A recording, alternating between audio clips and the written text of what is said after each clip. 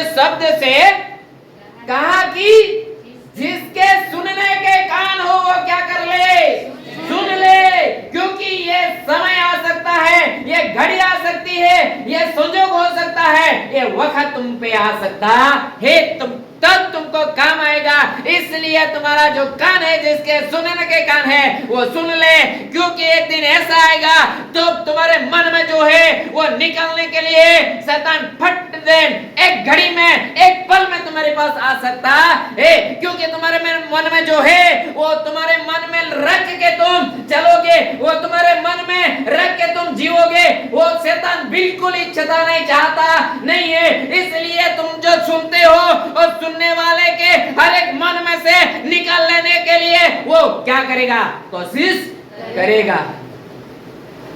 आके ऐसा नहीं बोलेगा बहन तेरे मन में क्या है मुझे दे दे, बहन को एकदम धक्का लगेगा, ऐसा उसके मन में पहले वो बात डालेगा ताकि उसके मन में जो है निकल जाने पाए और वो बच जाने ना पाए। ऐसी सोच दुष्ट शैतान की है।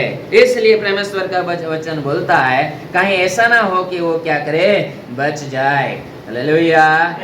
फिर 16वीं आयत में क्या लिखा है, इससे सब पर भय सा गया और वे परमेश्वर की क्या करें, बड़ाई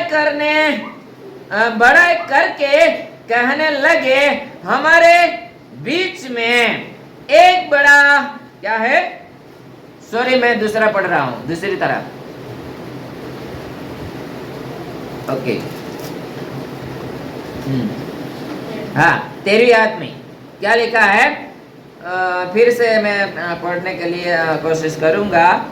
बारिश है, मार्ग के किनारे के वे हैं जिन्होंने सुना, तब शैतान आकर उनके मन में से वचन उठा ले जाता है कि कहीं ऐसा ना हो कि वे विश्वास करके उद्धार पाए। कहीं ऐसा ना हो कि वो क्या करे, विश्वास करके उद्धार पाए। इसीलिए उसका मन में ये बात है रहे, ऐसा कोई कुछ भी वो व्यक्ति बहन हो या भाई हो या छोटा हो या बड़ा हो, वो कुछ भी कार्य करे उसके पहले मुझे उसके मन में से ये बात निकाल लेना है।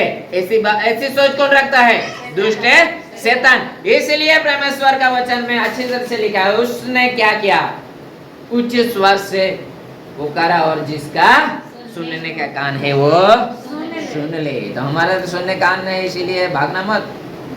13वीं आयत, चट्टान पर के वे है कि जब सुनते हैं तो आनंद से क्या करते हैं, वचन को ग्रहण तो करते हैं, परंतु जोड़ न पकड़ने से वे थोड़ी देर तक विश्वास रखते हैं और परीक्षा के समय क्या करते हैं, बहक जाते हैं।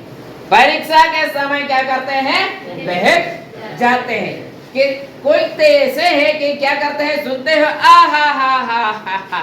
अरे धन्यवाद धन्यवाद धन्यवाद अशोक भाई, क्या तूने आज वचन प्रकट किया, क्या तूने आज संदेश दिया, क्या तूने आज हमारे लिए बात की, बहुत अच्छी तरह से क्या करते हैं, मान लेते हैं। हा। लेकिन 1-2 दिन के बाद, 1 महीने 2 महीने, 1 साल 2 साल के बाद क्या करे, उस पे परेशानी आने लगेगी। किसके वजह से, परमेश्वर के वचन के वजह से। हालेलुया। उसके मन में जो है ना, तुम नहीं मानेगा ना, उसका कहना, किसका कहना, शैतान का कहना नहीं मानेंगे ना, तो वो ये साथ में तो बढ़ रहे हैं, जड़ियां साथ में तो बढ़ रहे हैं। जब नहीं मानेगा ना, तुम नहीं मानेंगे तो तुमको वो दबाने की कोशिश करेगा। सचेत रहना, जब ऐसा कार्य होने लगेगा तो बोलना, परमेश्वर जो मेरे साथ में बढ़ने को नहीं है, तूने मुझे यहाँ रखा है और तो तेरे वचन में लिखा है कि झाड़ियां हमारे साथ बढ़ सकती है, तो मुझे कहीं दबा नहीं देगा। इसलिए तो मुझे क्या करना, मेरे लिए मदद के रूप में तेरा हाथ मेरे तरफ रखना। ऐसा परमेश्वर को पुकारने की जरूरत है, क्योंकि यहाँ पे लिखा है, बहुत खुशी से मान लेने वाले, थोड़ा परेशानी आता है क्या करता है, बहक जाते हैं, छोड़ देते हैं परमेश्वर को।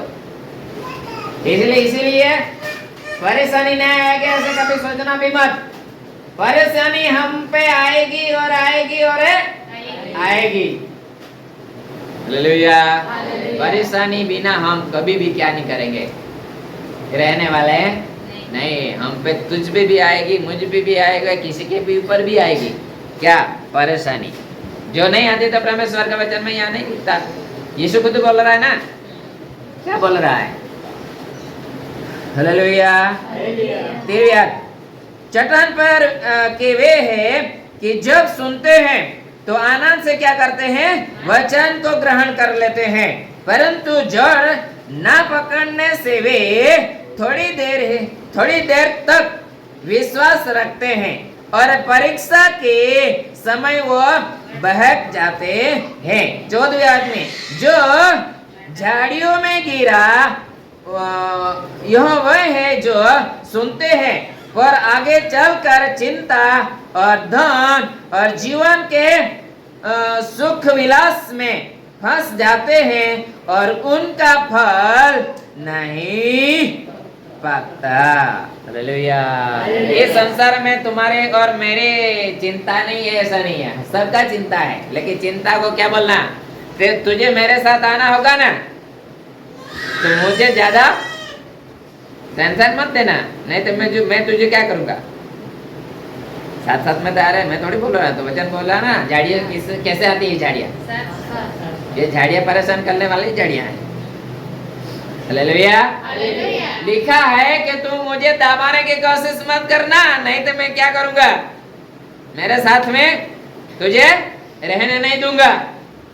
बोल सकते ही नहीं बोल सकते? परमेश्वर के वचन